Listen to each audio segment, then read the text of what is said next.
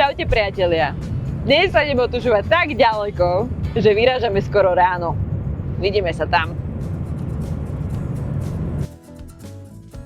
Bardejovské ľadoborce možno spozorovať v prírodných vodných tokoch okolo Bardejova.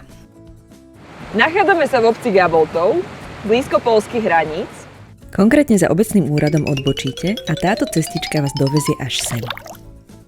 Je to tu také krásne prírodné miesto. Tuto podo mnou sa nachádza šatňa, tuto všade okolo vás môžete zaparkovať a tu sa pôjdeme spolu otužovať.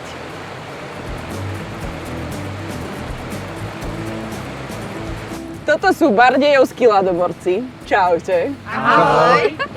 Čau. Vieš nám povedať, ako toto celé začalo? Aj toto je ľadoborec. Ja som osobne začal pred 7 rokmi.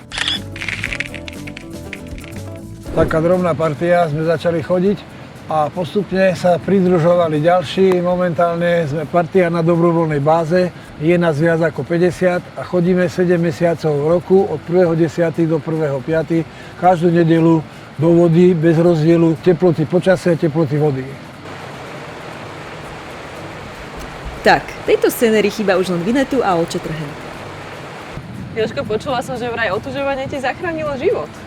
Dá sa to aj takto povedať. Ja som bol pred 3 rokmi v celkom vážnom zdravotnom stave. Chcem povedať jednu vec, vek je len úplne nepodstatné číslo. My sme začali po 60-ke, manželka tesne, má to neskutočné zdravotné benefity, takže to si myslí, že mu niečo je a že nemôže ísť do zimnej vody, tak tu medzi nami není taký, čo by mu niečo nebolo.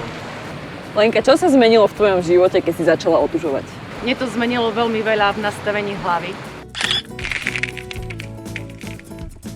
Mala som stále pocit, že hanbím sa za svoje telo a kamoška ma už roky volala otužovať. Mala som o 20 kg viac a strašne som sa hanbila ísť do vody pred cudzími ľuďmi, že čo si tí ľudia o mne povedia.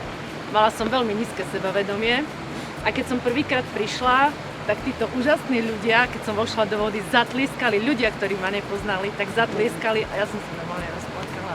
A som si povedala, že toto a títo ľudia stoja za to. Sú to úžasní ľudia a ja im strašne ďakujem, lebo veľa vecí sa v mojom živote zmenilo tento rok a som rada, že ich mám.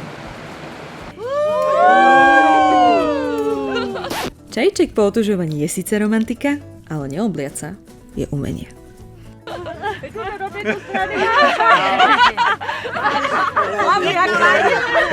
Ja som takto klepol, po hlavni som klepol. Ten najdôležitejší. A ja nič. Ja nič. Ty si z Marsu.